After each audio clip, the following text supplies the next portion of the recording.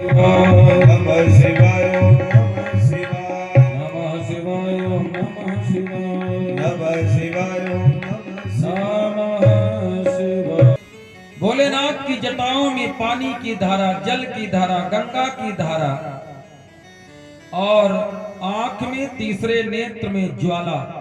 वहां जल की धारा, ज्वाला, आग।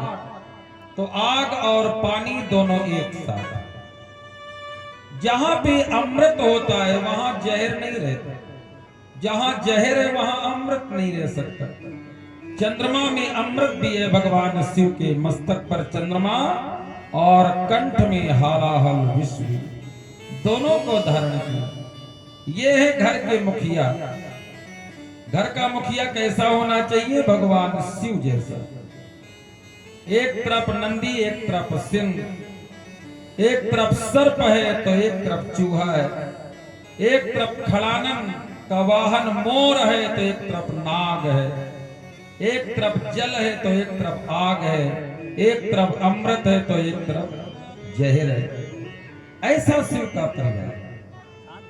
शिव के परिवार में सभी का सम्मान है, इसलिए घर का मुखिया शंकर जैसा हो। शिव ने सबका सम्मान किया। नंदी की भी पूजा करवा दिया, अपने वाहन की पूजा। बिना नंदी के शिव परिवार अधूरा है। अपने बेटे गणेश को प्रथम पूज्य बना दिया। ये मुखिया का लक्षण है। जो परिवार शिव जी की पूजा करता है उस परिवार में कभी झगड़ा नहीं हो सकता, क्योंकि वो शिव का अंश उस परिवार में आ जाता है। मुखिया कैसा होना चाहिए?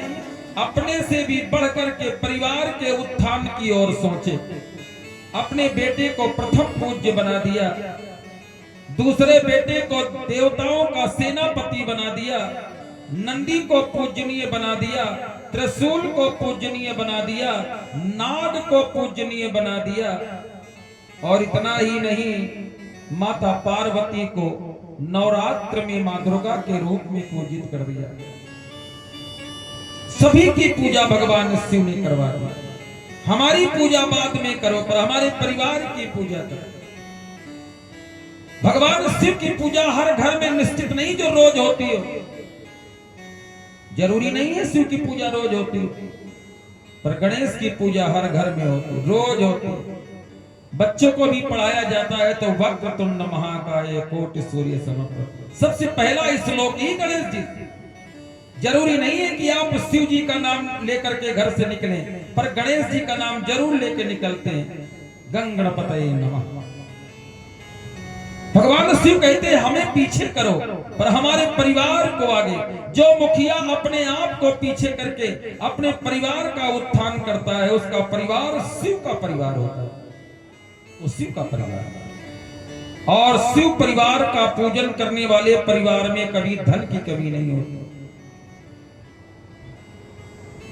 धन धन भोला नाथ तुम्हारे, कमी नहीं है खजाने। तीन लोक बस्ती में बसाए, आप बसे वीरा।